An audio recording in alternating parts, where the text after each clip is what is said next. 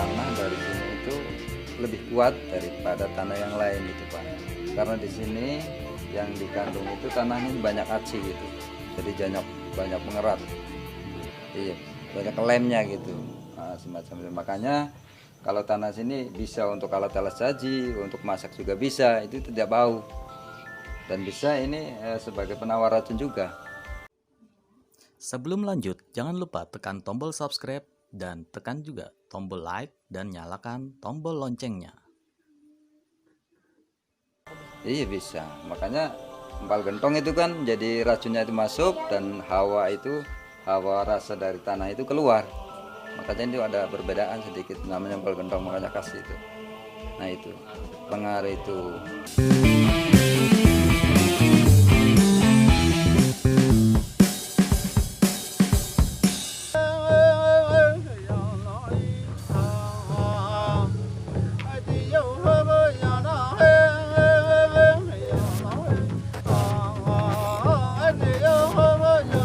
Kegiatan atau proses membakar gerabah ini akan sering kita jumpai di sekitar desa Sitiwinangun, sebuah desa yang konon dikenal sebagai sentra produksi gerabah tertua di pesisir utara Jawa Barat. Letaknya di Kecamatan Kelangenan, Kabupaten Cirebon, sekitar 10 km dari kota Cirebon ke arah Jakarta. Mereka para ibu-ibu melakukan pembakaran dengan menggunakan jerami, kayu bakar, hingga ban bekas, dan tidak membutuhkan waktu lama. Kurang lebih sekitar 1 atau 2 jam, gerabah akan matang dan siap untuk dipasarkan. Ibu Amini adalah salah satu warga yang sedang melakukan kegiatan pembakaran.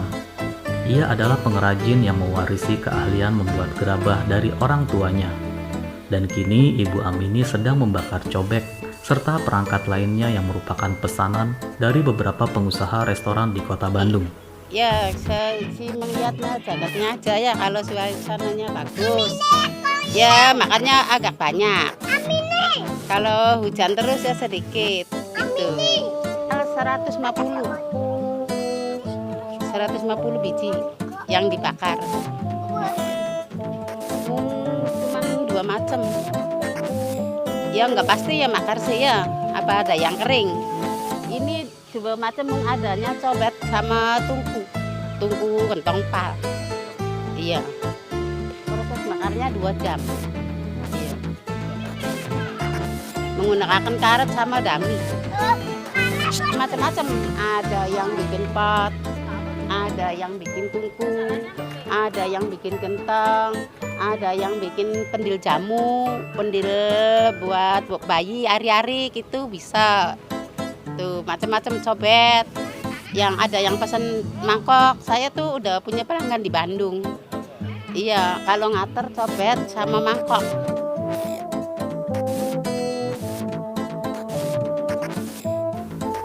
Gerabah yang dibuat Ibu Amini memang hanya sebatas gerabah yang umum, yang biasa digunakan saat ini. Padahal, desa Sitiwinangun memiliki keunikan yang khas pada gerabahnya, di mana memiliki motif dan bentuk yang berbeda dengan gerabah di tempat lain. Tergantung pesannya aja. Di pesan yang minta dilukis, saya tuh manggil. Yang pelukisnya itu saja. Kalau menurut bentuk, emang orang Sitiwinangun dari dulu kan ya dibaratin pandai-pandai lah, bentuk-bentuk tuh apa aja ada Pak, macam-macam. Nah cuma ini untuk segi ornamennya nggak ada, jadi mengandalkan dari sisi fungsinya aja. Nah setelah terbanjirnya plastik atau logam-logam kan menjadi gerabah dari kita agak turun.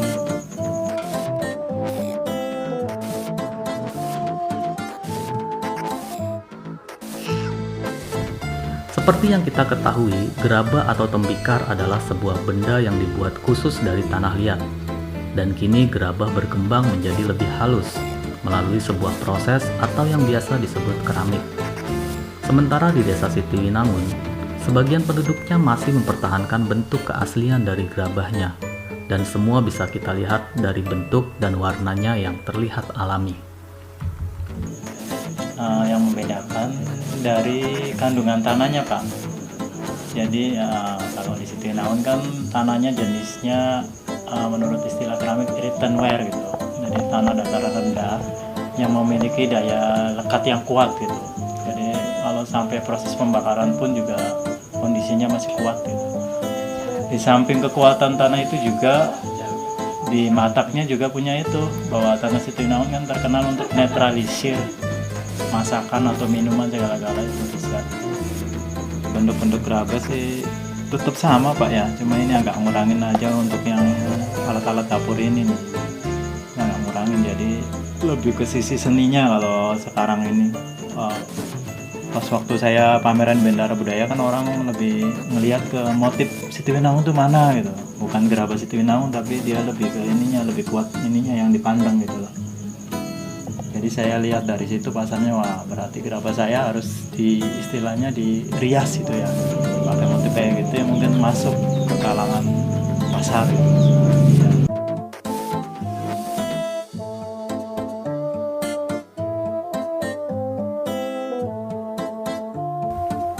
Saat ini gerabah Situinangun mulai berbenah diri. Para pengrajin yang semula hanya membuat gerabah untuk kebutuhan sehari-hari, kini mereka mengembangkan gerabah dengan inovasi ataupun mempertahankan motif-motif khas yang dulu pernah jaya.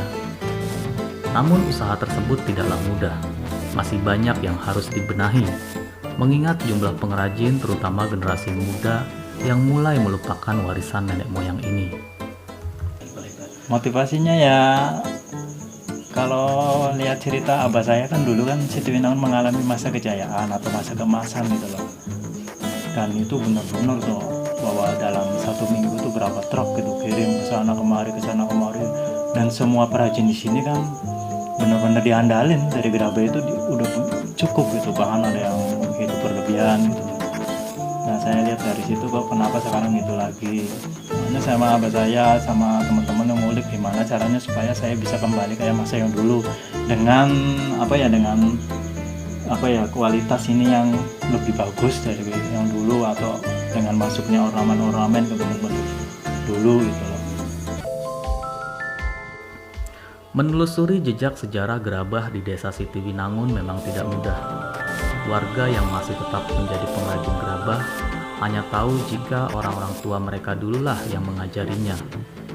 Namun secara detail mengenai bentuk atau motif masih membutuhkan riset yang sangat panjang, yang mungkin hanya didukung oleh beberapa bentuk gerabah klasik yang masih bisa kita temui di beberapa tempat di sudut-sudut rumah warga.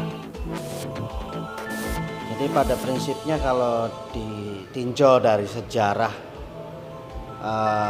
Cirebon sendiri, bahwasannya Situinangun itu kan diambil dari nama kebiasaan orang masyarakat Situinangun. Dulu di Situinangun ini ada sebuah pertukuhan namanya Kebagusan. Orang Bagusan itu sebelum tahun 1222 mereka itu sudah mengenal gerabah. Maka gerabah Situinangun ini termasuk gerabah tertua juga. Lah lama-kelamaan berkembang sehingga karena kebiasaan mereka membuat gerabah, maka diberi desa ini namanya Desa Situinangun. Siti itu artinya tanah, Winangun untuk membangun.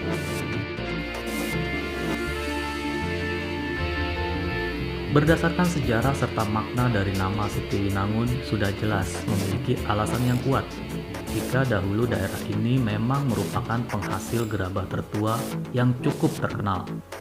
Beragam keunggulan dari gerabahnya sendiri bisa dibuktikan, mulai dari kualitas tanah hingga motif klasik yang berbeda dengan motif-motif gerabah dari daerah lain. Tanah dari sini itu lebih kuat daripada tanah yang lain gitu Pak. Karena di sini yang dikandung itu tanahnya banyak aci gitu, jadi banyak mengerat, iya, banyak lemnya gitu, nah, semacam itu. Makanya kalau tanah sini bisa untuk alat-alat saji, untuk masak juga bisa, itu tidak bau, dan bisa ini sebagai penawar racun juga, iya bisa. Makanya empal gentong itu kan jadi racunnya itu masuk dan hawa rasa dari tanah itu keluar. Makanya itu ada perbedaan sedikit, namanya empal gentong, makanya khas itu. Nah itu pengaruh itu Kalau bahan baku sementara kita ambil masih wilayah daerah sini dari tetangga desa. Kadang-kadang desa kita juga bisa itu di sawah-sawah itu kan. Baku mulanya yaitu tanah sini agak kuat gitu Pak. Dibakar itu, kalau tanah yang lain itu kita harus ngintir karena itu harus berlahan gitu ya. Bakarnya kalau di sini enggak, langsung jegur aja nggak menjadi masalah. Dari kekuatannya di situ. Bakarnya itu lebih cepat. Jadi kalau bakaran terbuat seperti itu, cuman 25 sampai 30 menit, nah, abang istilahnya matang itu.